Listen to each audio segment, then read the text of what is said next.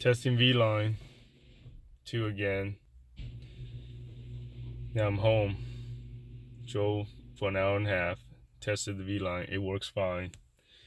But now when I come home, I park the car. I can get the reverse camera when I shift into reverse, or the backup camera. Hit back into park. Hit audio. The home screen doesn't show up anymore. So essentially V-Lines won't come on. Shut off the car.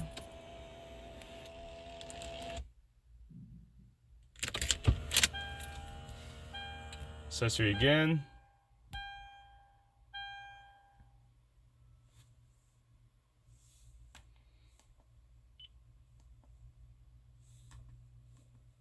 No touch screen function. The screen shows up, but you can't do anything. Like, nothing happens. Can't change it, can't pause it. When you hit up and down the disc, it actually tries to change the disc. It doesn't actually control the screen or anything on the screen. If you use a steering wheel, however, it will change. But I can't stop it.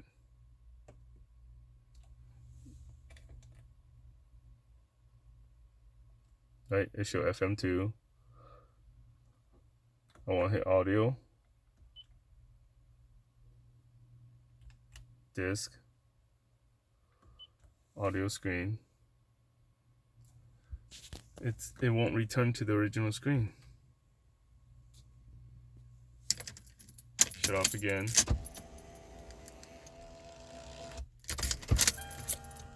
So I can go to my Vline Google Maps navigation screen now.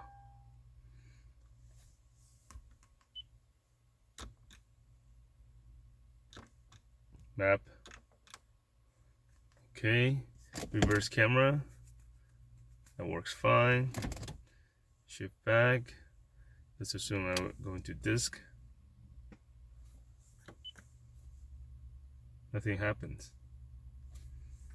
I can get my Vline screen to come on.